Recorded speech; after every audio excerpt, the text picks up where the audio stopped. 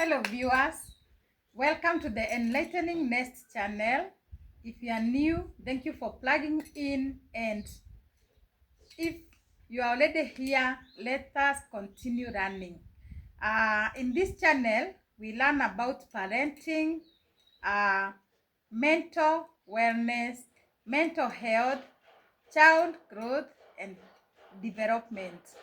And today we have an exciting topic about burnout. And I'm sure this is something that will be of much help to professionals, parents, caregivers, and all people who can benefit from it. To start with, we shall define or discuss what burnout is. Burnout is a state of mental and physical exhaustion that is caused by prolonged stress or overwhelming responsibilities which a person does after a very long time without getting rest. That means burnout is caused by exhaustion of pressure to human being or human functioning, which leads to some signs that we will discuss. So, what are the signs and symptoms of burnout? Number one, feeling of emotional numbness.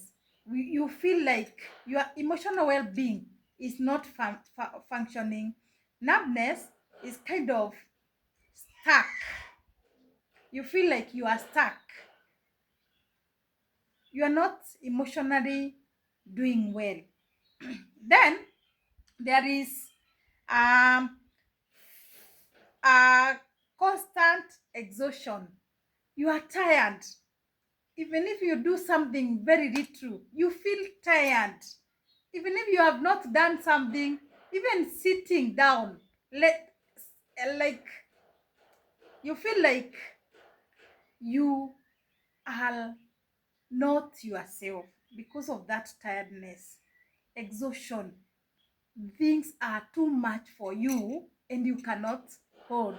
Then lack of sleep is another sign where it's called insomnia. Sometimes when you want to sleep, you take too long to sleep because maybe you are meditating or you are thinking of maybe how the day was, what will happen tomorrow, how will it be, everything about what you are going through. You have a lot of uncertainties. You cannot even describe yourself. Then lack of motivation. You feel like you don't want to do anything. Everything is of less concern to you. That is a sign of burnout. Then you have difficulty in concentrating. Concentrating becomes a problem. You start one task, you stop it there, you go to the other task, you leave it there. If it is a mom who is cooking, she can even leave the food to burn because maybe she's thinking of how maybe to attend that child that she is attending or the caregiver she is taking care of. So concentrating becomes a problem. I am sure you have ever found such a person. If it is not you, you have found a person having all these characteristics, and they are many, but these are just but a few. Then, what causes burnout? It can be caused by a lot of things. Number one, parenting responsibilities, especially new parents fights it hard because this is something, a newborn is something that they were, even if they were expecting, they had not had before. especially the first like 1 month, getting used to that baby becomes a problem. The baby is crying more often in the night, during the day, and you don't know what is happening. Taking care of that baby, feeding, mom's lacks milk, and it is normal. Feeding that baby becomes a problem. Attending to the needs of the baby, it becomes a problem. So, parenting responsibilities. Another one, if maybe you are taking care of many children. Yes, because as we know, every child is unique and comes with different characteristics and personalities. So, the way one behave is not the way the other child will behave. So, can we see the burnout now coming? This one needs this. You need to attend to the other one. The other one maybe comes home with the homework. You are being required to go to school by the teacher. A lot of things happen. Parenting responsibilities. Also, taking care of a special needs child. This one, remember, when every parent was carrying her pregnancy, both of them, because the man also expects the baby, you expected to have a normal child. But it comes a time when you deliver a special needs child. This is something new. You do not know how to handle these cases. You are not expecting. In fact, you can even go to what's depression because you are not ready for this. So, learning about how to take care of a special needs child, resources, because they want a lot of resources, starting from therapy, the care at home. Maybe you need to add another caregiver to take care of the child because maybe you are doing a lot of things, maybe you are working. These things, they can lead to burnout. So parental responsibilities can also lead to burnout. Then another thing is about caregiving. Yes, you can be handling a sick person at home, or maybe an elderly person at home. Remember, an elderly person behaves just like a child. She needs or he needs a lot of attendance, a lot of care, medication, taking them to the therapy, taking them to the doctor for review. All this. And remember, you as a person, you also have your own responsibilities. So, when you add all these responsibilities together, they lead to burnout. Then work pressure. You can be working at a place where you are so much pressurized. The demands are too high than what you can deliver. This is why, the reason why, before you are employed, read the description of the job so that the employer cannot take advantage of you yourself. He will not be adding more work than it was in the description.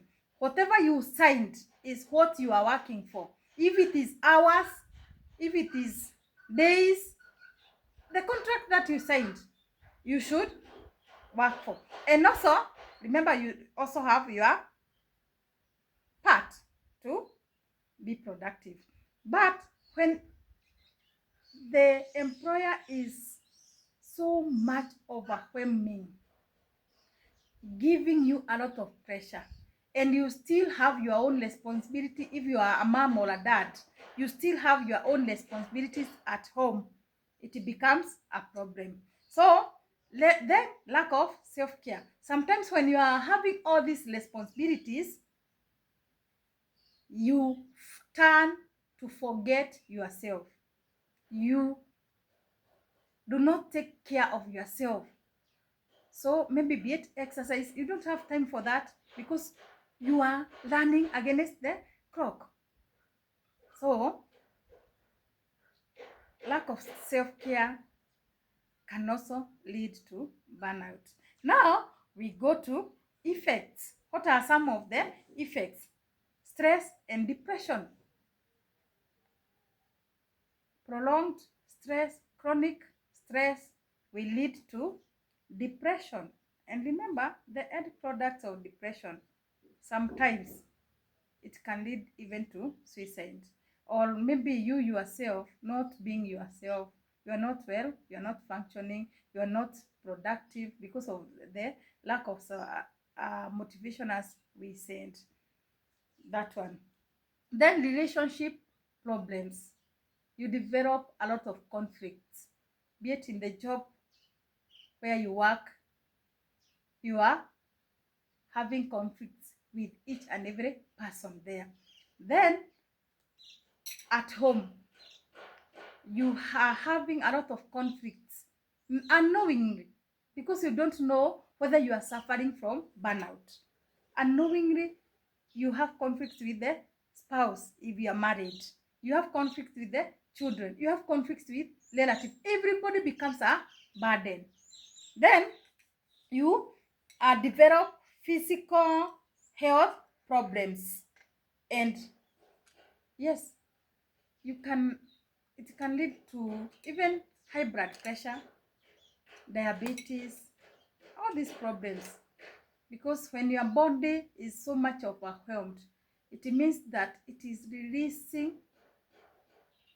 a lot of hormones, especially the stress hormones, cortisol and adrenaline, in a very large amount than the body can be able to take. So what happened to certain diseases, which cannot only manage them, but they are not healed. Lack of productivity. You do not become functional or productive as you were before you were going all through the burnout. So productivity becomes less. Now, can we go to another area of how to manage burnout? Number one, prioritize rest. Always have a schedule, and in between that schedule, have your 5 minutes, 10 minutes, 20 minutes to rest. When you are resting is when you are meditating, when you are thinking about yourself and what is going through in your life. Number two, you seek support. Yes, you cannot be doing everything by yourself. If there is a relative who can help you, let him or her come for your assistance. If you have a friend, don't be silent. Open up. Talk about it. And you see, maybe they have a consultant who can be able to manage your case well than the one that you are using. Learn to seek help. Your circle of friends, your circle of relatives, make good use of them. Then practice self-care. Take care of yourself as much as you can. Remember, we said when you are experiencing burnout, you can be able easily to forget yourself. Imagine it can be getting to evening or maybe at night. That's when you are remembering you are supposed to take a shower. Lack of self-care. Take self-care. Do exercise. Eat well, a well-balanced diet. Take a walk if you can. Do mindfulness. do meditation, listen to music of your choice, dance if you can. Why not? Because the situation, you cannot change it. So you can only change yourself to fit in that situation. Then you exercise and eat well. That one we have talked about. Another thing, seek professional advice. This will be able to help you because the counselor or the psychologist will be able to understand your case, will be able to know what you are going through, will be able to do assessment and diagnose your case. Maybe you are thinking it is something else, or maybe you are thinking it is chronic stress, and here comes burnout. You cannot know it by yourself. Seek professional help. And with that, I know the professional consultant will be able to direct you on what to do and what not to do. When you discuss together, you see how the case is going, how you are doing. You will be able to come out with problem-solving insights and make rational decisions on how to move forward. Remember, as I conclude, remember, burnout is not a weakness. It is a sign that you are carrying too much than you can hold. Self-care